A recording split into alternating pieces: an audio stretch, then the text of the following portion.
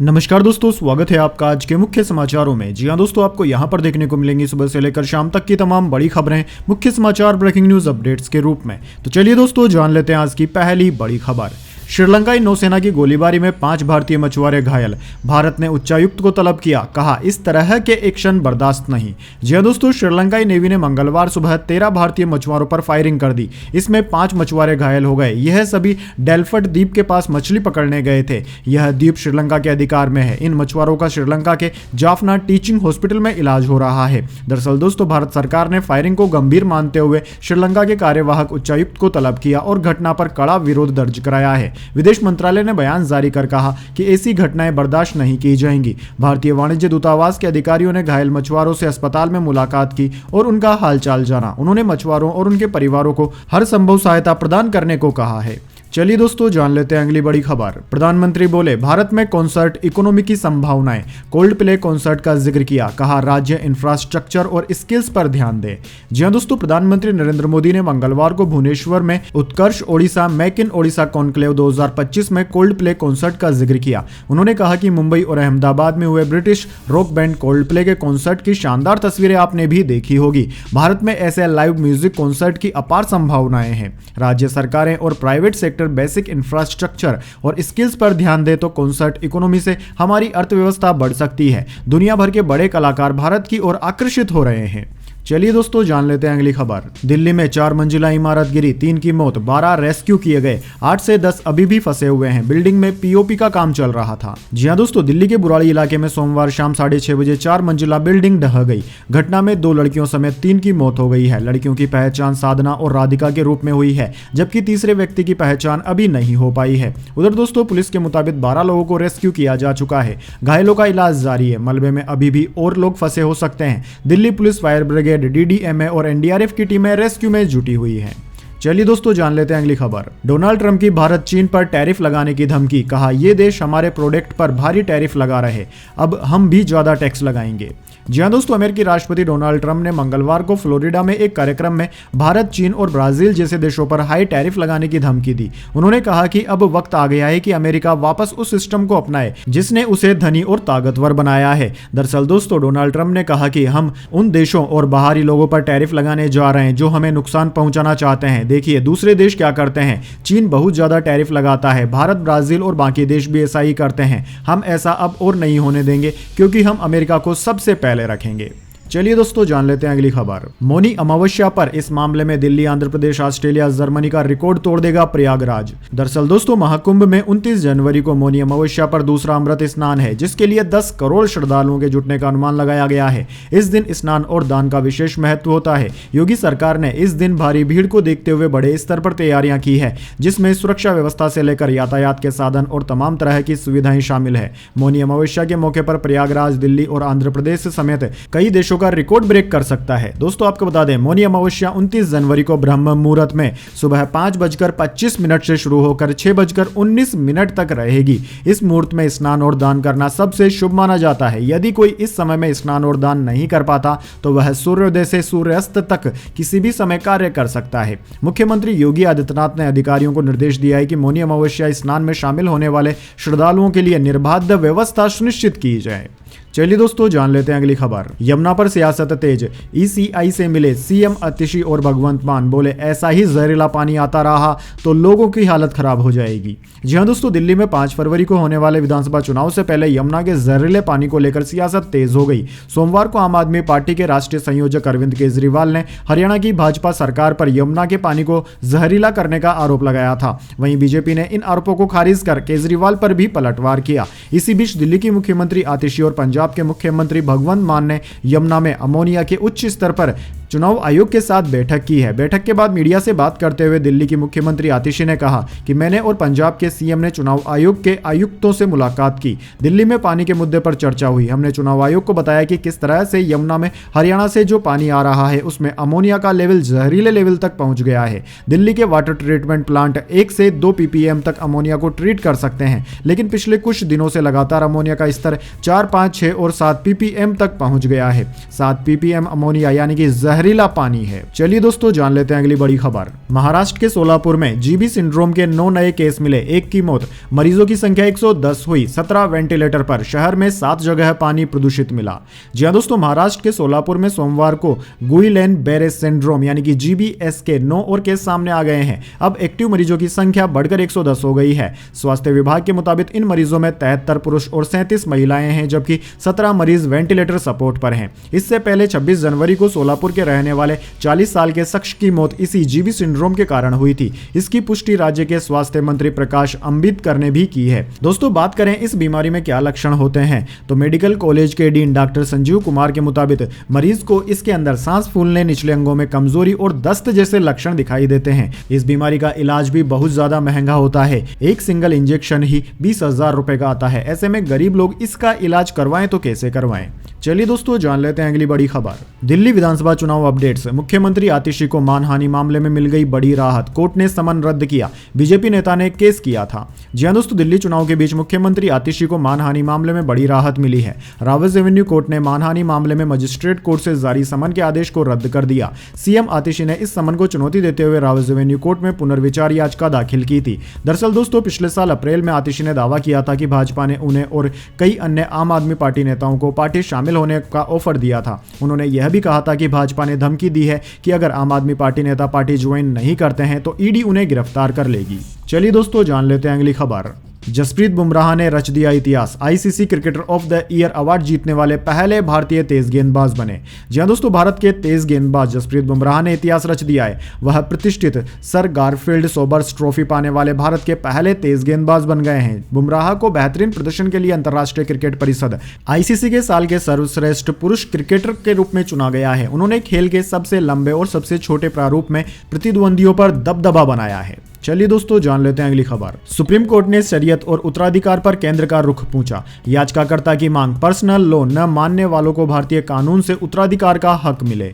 जी हां दोस्तों, उत्तराधिकार के लिए शरीयत कानून यानी कि मुस्लिम पर्सनल लॉ न मानने वाली महिला की याचिका पर सुप्रीम कोर्ट ने केंद्र सरकार से जवाब मांगा है। महिला का कहना है कि वह शरीयत में विश्वास नहीं रखती, वह इसे रूढ़िवादी मानती है। सुप्रीम कोर्ट का मानना है कि यह आस्था के खिलाफ हो सकता है। इस वजह से मंगलवार को कोर्ट ने केंद्र से उसका रुख पूछा है। मामले की सुनवाई chief justice Sanjeev Khanna, justice Sanjay Kumar और जस्टिस केवी विश्वनाथन की बेंच कर रही है। चलिए दोस्तों जान लेते हैं अगली बड़ी खबर। जमानत मिलने के बाद 12 साल बाद अहमदाबाद पहुंचा आसाराम, अनुयायियों से न मिलने की शर्त के बावजूद मोटेरा आश्रम में पहुंचे साधक, पुलिस अलर्ट।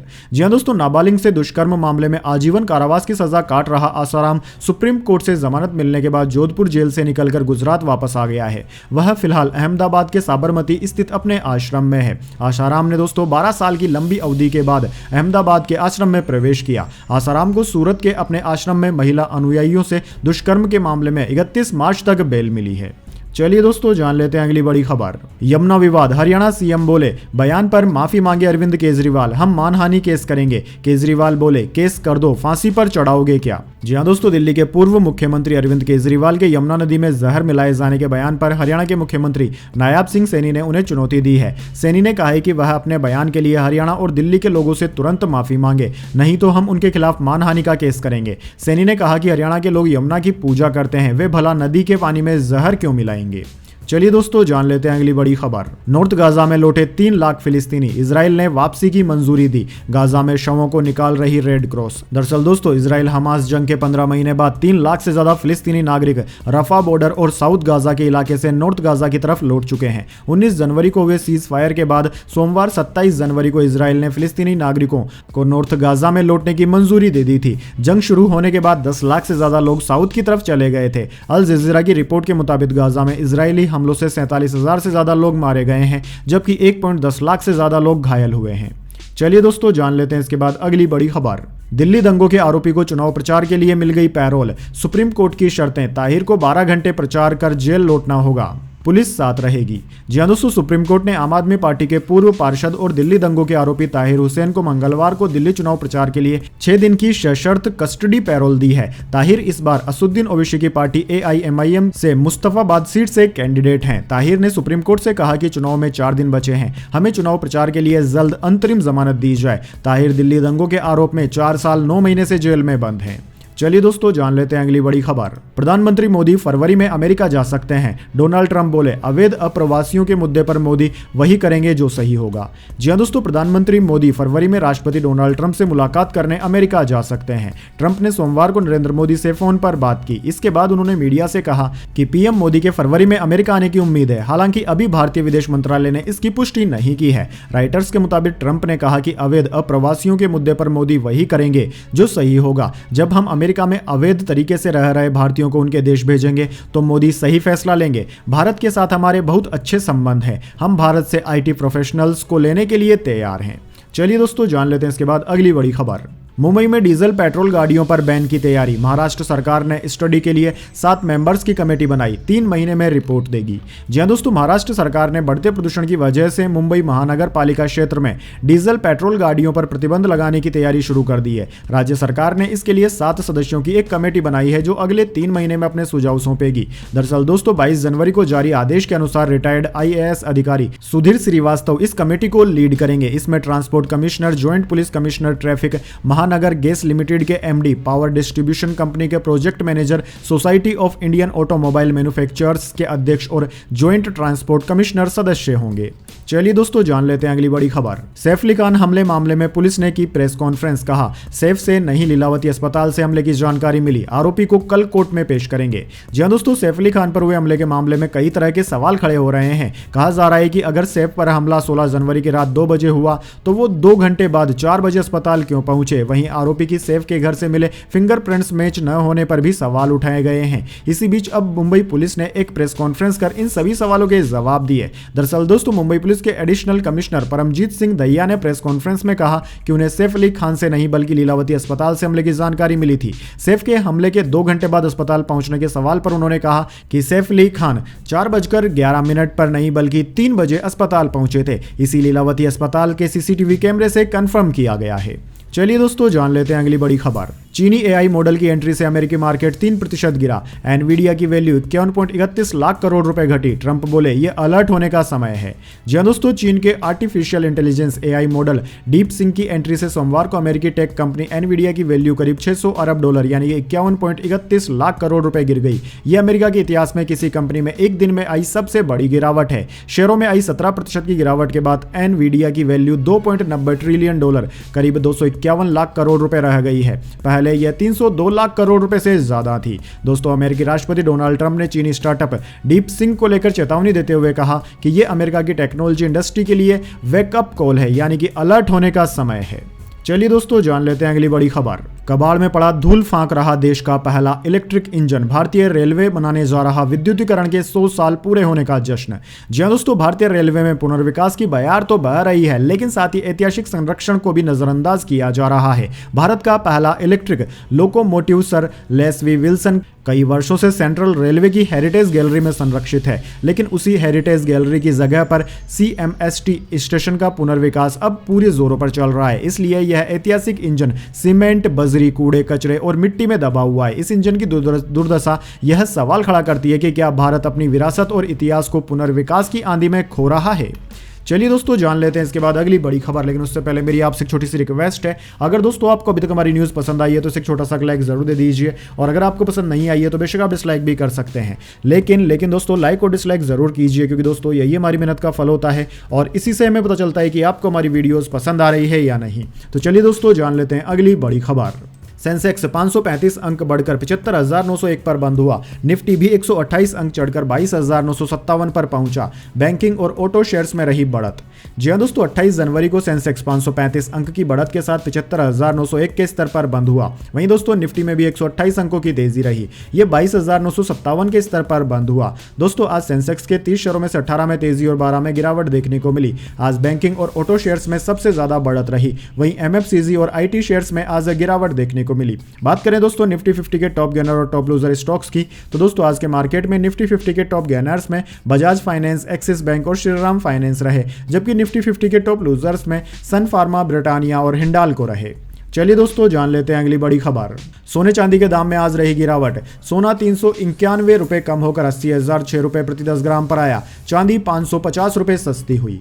जी हाँ दोस्तों, सोने चांदी के दाम में आज गिरावट देखने को मिली। Indian bullion and jeweller association की वेबसाइट के अनुसार 10 ग्राम 24 कैरेट सोने का दाम 391 रुपए कम होकर 80,006 रुपए पर आ गया। वहीं 18 कैरेट सोने की कीमत 60,005 रुपए और 22 कैरेट सोने की कीमत 73,286 रुपए पर आ गई है। दूसरी ओर दोस्तों चांदी की बात करें तो चांदी 549 रुपए सस्ती होकर 79,725 रुपए प्रति किलोग्राम पर आ गई है। चलिए दोस्तों जान लेते हैं अगली बड़ी खबर। दिल्ली में वोटिंग से पहले राम रहीम को पैरोल। पहली बार सिरसा डेरा जाने की परमिशन मिली। 30 दिन रहेगा। श्रद्धालुओं से बोला यहां न आए। जी हां दोस्तों, दिल्ली विधानसभा चुनाव और हरियाणा में निगम चुनाव से पहले डेरा सच्चा सौदा प्रमुख राम रहीम को 30 दिन की पैरोल मिल गई है। मंगलवार सुबह 6 बजे वह रोहतक स्थित सुनारिया जेल से निकला। जेल जाने के बाद पहली बार उसे सिरसा डेरे में रहने की परमिशन भी मिल गई है। दरअसल दोस्तों आपको बता दें, साल 2017 में साध्वियों से यौन शोषण और मर्डर केस में सजा होने के बाद राम रहीम 12वीं बार जेल से बाहर आया है। इससे पहले 11 बार वह उत्तर प्रदेश के बरनावा आश्रम में रहा। चलिए दोस्तों जान लेते हैं अगली बड़ी खबर। 11 राज्यों में कोहरा, 4 में कोल्ड वेव का अलर्ट। एमपी में बारिश की संभावना। राजस्थान के बाड़मेर में 4 दिन का तापमान 30 डिग्री तक पहुंचा। दरअसल दोस्तों भारतीय मौसम विज्ञान विभाग ने अगले 24 घंटे के लिए बिहार समेत 11 राज्यों में कोहरे का अलर्ट जारी किया है। हिमाचल प्रदेश, पंजाब, हरियाणा और राजस्थान में कोल्ड वेव का अलर्ट जारी किया है। मध्य प्रदेश में वेस्टर्न डिस्टर्बेंस यानी कि पश्चिमी विक्षोभ के कारण आज से 15 से ज्यादा जिलों में बारिश की संभावना जताई है। उत्तरी हवाओं के कारण राज्य में बीते 4 दिनों से ठंड में भी बढ़ोतरी हुई है। उधर दोस्तों राजस्थान में दिन में गर्मी बढ़ने लगी है। सोमवार को बाड़मेर में दिन का अधिकतम तापमान 30 डिग्री तक पहुंच गया। भारतीय मौसम विज्ञान विभाग के मुताबिक 4 से 5 फरवरी के बीच राजस्थान में बारिश की भी संभावना है। इसके अलावा दोस्तों बिहार के 10 जिलों में आज घने कोहरे का येलो अलर्ट जारी किया गया है। 2 पश्चिमी विक्षोभ हिमालय क्षेत्र में 29 जनवरी और 1 फरवरी को एक्टिव हो गए, जिससे 1 फरवरी से फिर ठंड बढ़ने की संभावना है। इसके अलावा दोस्तों हरियाणा में समय से पहले ही ठंड में कमी आ गई है। दिन का तापमान बढ़ रहा है। रात और दिन के तापमान में करीब 13 से 15 डिग्री तक का अंतर आ रहा है। इसका असर गेहूं की फसल पर भी पड़ रहा है। वहीं दोस्तों दिल्ली में इस हफ्ते तापमान बढ़ने की संभावना है। उत्तरी पश्चिमी हवाओं के कारण ऐसा होगा। शनिवार रविवार को बारिश के भी आसार हैं। चलिए दोस्तों जान लेते हैं अगली बड़ी खबर।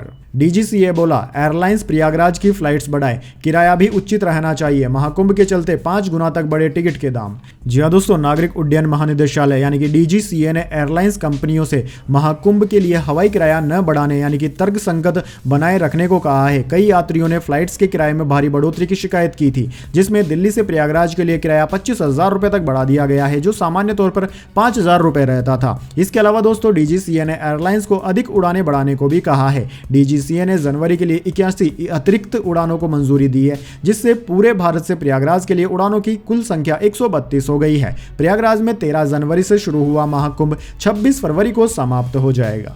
चलिए दोस्तों जान लेते हैं इसके बाद अगली बड़ी खबर। Under 19 T20 women's world cup में पहली बार लगा शतक। भारत की त्रिशा ने नॉट आउट 110 रन बनाए। पिता ने जमीन बेचकर ट्रेनिंग कराई थी। जी हां दोस्तों, भारत की G Trisha under 19 women's T20 world cup में शतक लगाने वाली पहली बैटर बनी है। उन्होंने मंगलवार को स्कॉटलैंड के खिलाफ सुपर 6 मुकाबले में 59 बॉलों पर 110 रनों की पारी खेली और नाबाद रही। इतना ही नहीं, उन्होंने 3 विकेट भी झटके। वहीं दोस्तों त्रिशा के दोहरे प्रदर्शन के दम पर भारत ने इस मुकाबले को 150 रनों के बड़े अंतर से जीत लिया है। त्रिशा को उनकी इस पारी के लिए प्लेयर ऑफ द मैच भी चुना गया। चलिए दोस्तों जान लेते हैं अगली बड़ी खबर। किसान नेता ढल्लेवाल बोले मांगे पूरी होने तक अनशन चलेगा। आज से श्री अखंड साहिब का भोग। 12 फरवरी को महापंचायत, 14 को सरकार के साथ बैठक। जी हां दोस्तों, फसलों के एमएसपी की कानूनी गारंटी समेत 13 मांगों को लेकर पंजाब और हरियाणा के खनौरी बॉर्डर पर किसान नेता जगजीत सिंह ढल्लेवाल की भूख हड़ताल आज 64वें दिन में प्रवेश कर गई। आज जगजीत सिंह ढल्लेवाल ने खनौरी बॉर्डर से जनता को संदेश दिया। उन्होंने लोगों को 12 फरवरी को खनौरी बॉर्डर पर होने वाली महापंचायत में शामिल होने का न्योता दिया। उन्होंने कहा कि आपके आने से उन्हें ऊर्जा मिलती है। चलिए दोस्तों जान लेते हैं अगली खबर। विराट कोहली ने रणजी में दिल्ली की कप्तानी से इनकार किया। बोले बडोनी ही कैप्टनसी जारी रखें। टीम के साथ प्रैक्टिस की। 23 जनवरी से मुकाबले में खेलेंगे। दरअसल दोस्तों दिल्ली एवं जिला क्रिकेट संघ डीडीसीए ने रेलवे के खिलाफ आगामी मैच में दिल्ली रणजी टीम की कप्तानी करने के लिए विराट कोहली से संपर्क किया है। हालांकि डीडीसीए के एक सूत्र के अनुसार स्टार बैटर ने इस प्रस्ताव को ठुकरा दिया। एनआई से बात करते हुए सूत्रों ने कहा है कि हमने विराट कोहली से पूछा कि क्या वह रेलवे के खिलाफ मैच के लिए कप्तानी करने को तैयार है। हालांकि उन्होंने यह कहते हुए मना कर दिया कि आयुष बडोनी को ही कप्तानी जारी रखने दे, मैं नेतृत्व नहीं करना चाहता। चलिए दोस्तों जान लेते हैं अगली बड़ी खबर। मुंबई हमले के दोषी तहूर राणा को एनआईए भारत लेकर आएगी। 1 से 2 दिन में अमेरिका पहुंचेगी टीम। यूएस सुप्रीम कोर्ट प्रत्यार्पण की मंजूरी दे चुका है। जी हां दोस्तों, मुंबई हमले के दोषी तहूर राणा को भारत लाने के लिए नेशनल इन्वेस्टिगेशन एजेंसी एनआईए की टीम जल्द ही अमेरिका का दौरा कर सकती है। रिपोर्ट्स के मुताबिक एनआईए की टीम में इंस्पेक्टर जनरल और डिप्टी इंस्पेक्टर जनरल रैंक के अधिकारी होंगे जो इसी महीने यानी कि अगले 1-2 दिनों में अमेरिका का दौरा करेंगे। इस बारे में गृह मंत्रालय और विदेश मंत्रालय को जानकारी दे दी गई है। पिछले हफ्ते अमेरिकी सुप्रीम कोर्ट ने राणा के प्रत्यार्पण को मंजूरी दे दी थी। फैसले के बाद भारतीय अधिकारियों ने राणा को भारत लाने की प्रक्रिया में तेजी कर दी है। चलिए दोस्तों जान लेते हैं अगली बड़ी खबर। ट्रंप के फैसले पर फूट फूट कर रोई सेलेना गोमेज। कहा, हमारे लोगों पर हमला हो रहा है। ट्रोल होने पर बाद में डिलीट कर दी पोस्ट। जी हां दोस्तों, अमेरिकी राष्ट्रपति डोनाल्ड ट्रंप ने हाल ही में राष्ट्रपति पद की शपथ ली है। शपथ लेते ही उन्होंने कई बड़े फैसलों का ऐलान कर दिया। इसके अनुसार अमेरिका में रह रहे अवैध प्रवासियों को उनके देश लौटाया जाएगा। यह फैसला आने के बाद इंटरनेशनल सिंगर सेलेना गोमेज का एक वीडियो सामने आया जिसमें वो फूट फूट कर रोती नजर आई। सिंगर का वीडियो जमकर वायरल हो गया। हालांकि कुछ ही घंटों में सेलेना ने अपनी पोस्ट को डिलीट कर दिया। दरअसल दोस्तों, शेयर किए गए वीडियो में सेलेना गोमेज ने रोते हुए कहा कि मुझे बस कहना है कि मुझे माफ कर दीजिए। मेरे लोगों को अटैक किया जा रहा है, बच्चों को भी। मुझे कुछ समझ नहीं आ रहा। मुझे माफ कर दीजिए। काश मैं कुछ कर पाती, लेकिन मैं कुछ नहीं कर सकती। मुझे नहीं पता मैं क्या करूं। मैं सब करने की कोशिश करूंगी, वादा है। चलिए दोस्तों जान लेते हैं अगली बड़ी खबर। फिल्म देवा पर चली सेंसर बोर्ड की कैंची। शाहिद कपूर पूजा हेगड़े के किसिंग सीन पर ऐतराज। कई डायलॉग्स और सीन्स में भी होगा बदलाव। जी हां दोस्तों, शाहिद कपूर और पूजा हेगड़े स्टारर फिल्म देवा 31 जनवरी को रिलीज होने वाली है। रिलीज से चंद दिनों पहले ही सेंसर बोर्ड ने फिल्म के एक सीन पर आपत्ति जताई। साथ ही सेंसर बोर्ड ने कई सीन में बदलाव की मांग भी की है। दरअसल दोस्तों, ई टाइम्स की रिपोर्ट के अनुसार central board of film certification ने फिल्म देवा के मेकर्स से फिल्म के उस सीन को हटाने को कहा है जिसमें शाहिद कपूर और पूजा हेगड़े का लंबा लिप लॉक है। बोर्ड ने इसे 6 सेकंड में करने का सुझाव दिया है। इस सीन के अलावा मेकर्स ने एक्टर्स द्वारा किए गए गलत और अश्लील इशारों को भी हटाने की मांग की है। तो दोस्तों यह थी आज की तमाम बड़ी खबरें। इसके बाद दोस्तों बारी आती है आज के माइंड क्विज क्वेश्चन की। जी हां दोस्तों, एक आसान से सवाल का जवाब देकर आप जीत सकते हैं एक सरप्राइज गिफ्ट हमारे यूट्यूब चैनल की ओर से। तो दोस्तों आज का सवाल आपकी स्क्रीन पर आ चुका है। भारत के किस राज्य में गेहूं का सर्वाधिक मात्रा में उत्पादन होता है? जी हां दोस्तों, अगर आप जानते हैं उस राज्य का नाम जहां पर गेहूं सबसे ज्यादा मात्रा में उगाया जाता है तो जल्दी से उस राज्य का नाम कमेंट बॉक्स में लिख दीजिए। अगर दोस्तों आपका जवाब होता है एकदम सही और आप चुन जाते हैं लकी विजेता के रूप में तो आपको मिल सकता है एक सरप्राइज गिफ्ट हमारे यूट्यूब चैनल की ओर से। तो दोस्तों जल्दी से अपना उत्तर कमेंट बॉक्स में लिख दीजिए, वीडियो को लाइक कर लीजिए और चैनल को सब्सक्राइब करके